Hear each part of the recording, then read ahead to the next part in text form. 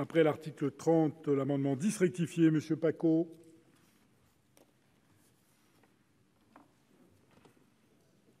Merci Monsieur le Président, Madame la Ministre, chers collègues. Notre éminent et sympathique collègue André Charte vient d'évoquer la problématique des recensements. Il a mis en évidence le fait que nos communes ont bien besoin de connaître la réalité de leur démographie, que ça a une importance considérable en matière de dotation, notamment, mais pas seulement, pour mener des politiques municipales précises. Or, nous vivons dans un pays où, effectivement, la population est devenue de plus en plus mobile. On considère qu'en moyenne, à peu près 10% de la population, chaque année, déménage. Et donc, même avec des recensements plus précis, il ne sera pas forcément évident d'avoir, pour chaque commune, une visibilité claire sur son nombre d'habitants. Il existe dans certains pays un outil qui permet justement cette clarté, cette adéquation qui permet de connaître la réalité des chiffres. C'est le certificat de domiciliation. De nombreux élus, notamment ruraux, en tout cas dans l'Oise, le souhaitent, le réclament depuis longtemps parce que l'idée, elle est très simple. C'est que quand on arrive dans une commune, on vient se présenter à la mairie et on va obtenir, alors ça peut se faire sous forme dématérialisée, mais on va obtenir un document, certificat de domiciliation.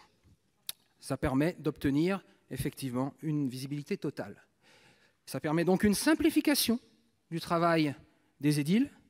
Ça permettrait aussi une simplification de la vie des administrés. Ils n'auraient plus besoin, dès lors, pour justificatif de domicile, de présenter une facture d'eau, une facture d'électricité ou une attestation sur l'honneur datant de moins de 3 mois.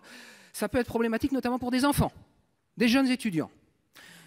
Le certificat de domiciliation étant au nom de la famille, présenté au nom de la famille, pouvant être éventuellement modifiés lorsque la famille évolue, ce serait un outil qui rendrait bien des services à toute la population et notamment aux élus. Voilà l'objet de cet amendement. Madame la rapporteure.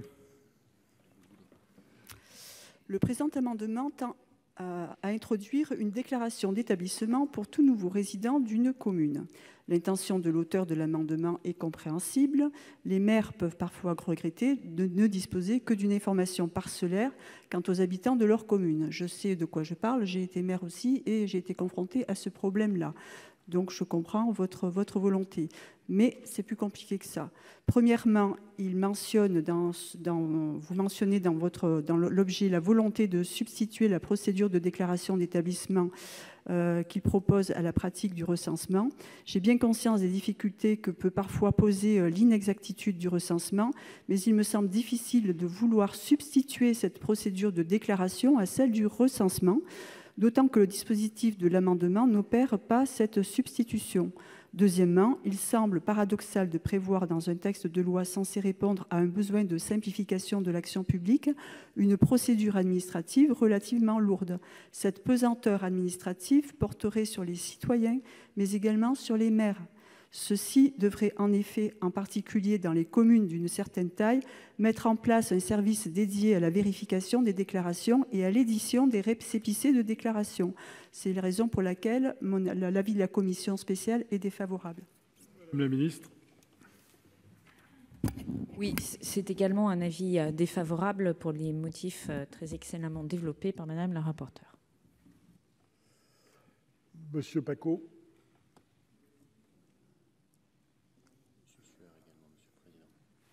Je ne retirerai pas mon amendement. Pour la bonne et simple raison qu'il m'a été demandé par beaucoup d'élus, justement, qui sont prêts, même dans les toutes petites communes, justement, à effectuer le récépissé.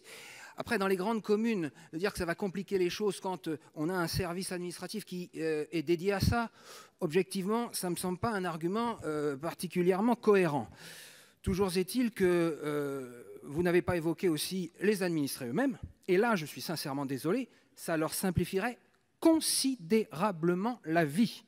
Moi, je viens de le vivre pour un de mes garçons qui est étudiant. On lui a demandé de fournir un certificat de domiciliation. Voilà, il n'en a pas. Il n'en a pas. Alors, j'ai dû faire une attestation sur l'honneur, mais on m'a demandé de fournir avec l'attestation sur l'honneur un justificatif de domicile à mon nom. Sincèrement, le certificat de domicile où il y a toute la famille qui est marquée, qui habite, c'est tout simple et ça peut rapporter gros. Monsieur Kern. Oui, merci Monsieur le Président, Madame la Ministre. Moi, je soutiens cet amendement parce que l'obligation de déclaration de domiciliation existe dans le droit local Alsace-Moselle. Et nous l'avons appliquée. Aujourd'hui, les maires ne l'appliquent plus parce qu'il n'y a pas de sanction de prévu.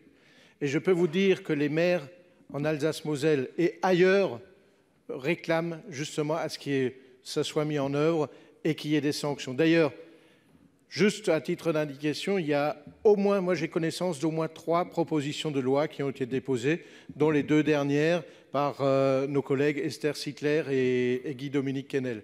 Des propositions de loi que nous avons soutenues, mais qui malheureusement en sont restées à ce stade. Alors, nous avons également écrit au ministre de l'Intérieur, nous l'avons relancé plusieurs fois, et c'est vrai que ça simplifierait énormément la vie des élus, mais également la vie de l'administration. Goulet.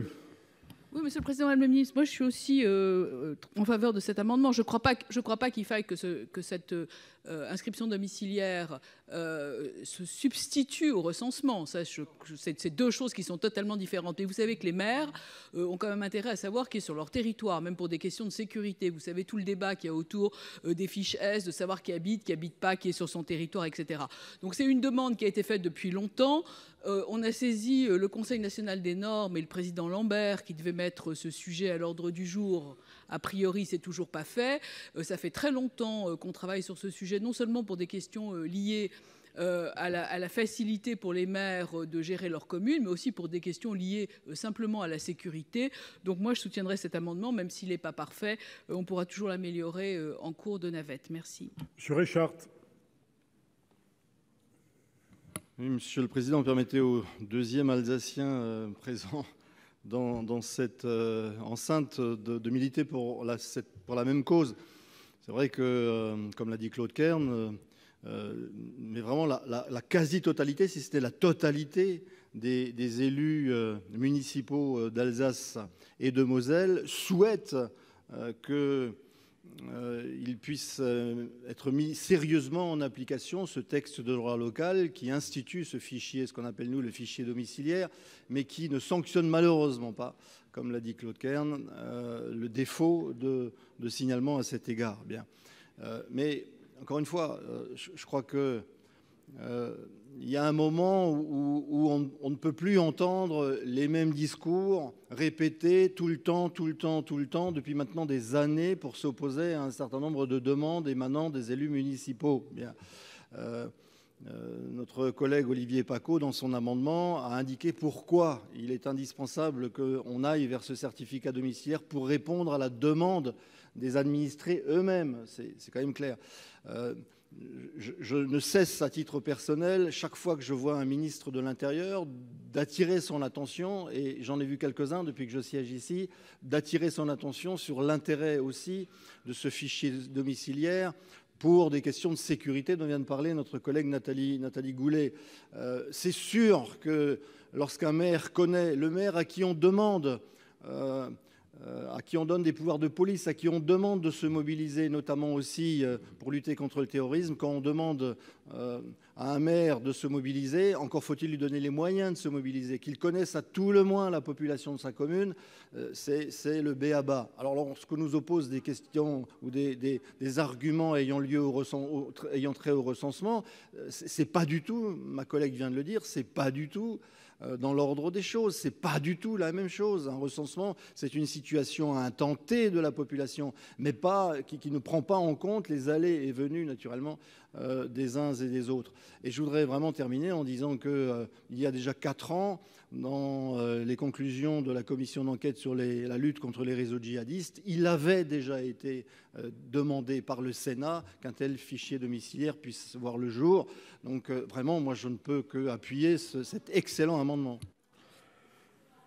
Monsieur Sueur. Merci, Monsieur le Président.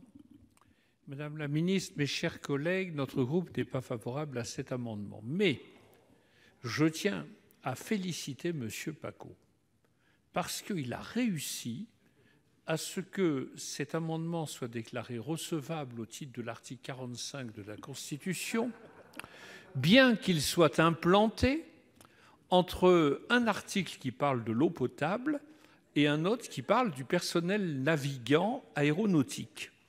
Donc bravo mon cher collègue, parce que beaucoup de collègues n'ont pas eu la même chance que vous. Et je voulais, Monsieur le Président de la séance, vous demander si vous voulez bien faire part au président du Sénat et à la conférence des présidents, le cas échéant, il en jugera, du désaccord profond de notre groupe sur la manière dont l'article 45 de la Constitution s'applique à ce texte. En effet, chacun sait que cet article prévoit que tout amendement est recevable dès lors qu'il présente un rapport, même indirect, avec le texte. Or, un certain nombre d'amendements ont été exclus pour des raisons absolument incompréhensibles. Il y a 50 mesures qui portent sur tout sujet. Ce texte me fait penser à un cercle dont la circonférence est partout et le centre nulle part. Ce texte parle de tout, absolument tout. Alors, quelquefois, un amendement échappe aux foudres de l'article 45. Bravo.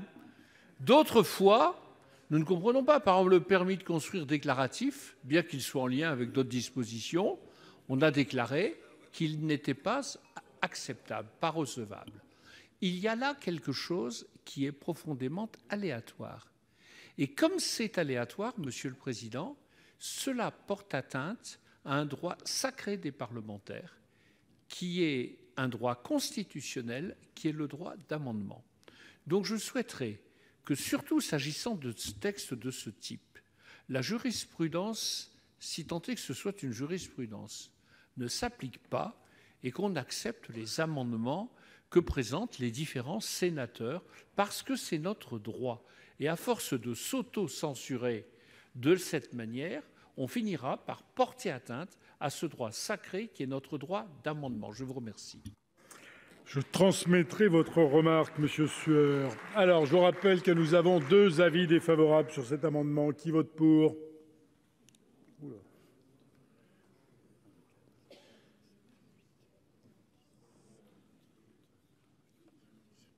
Qui vote contre?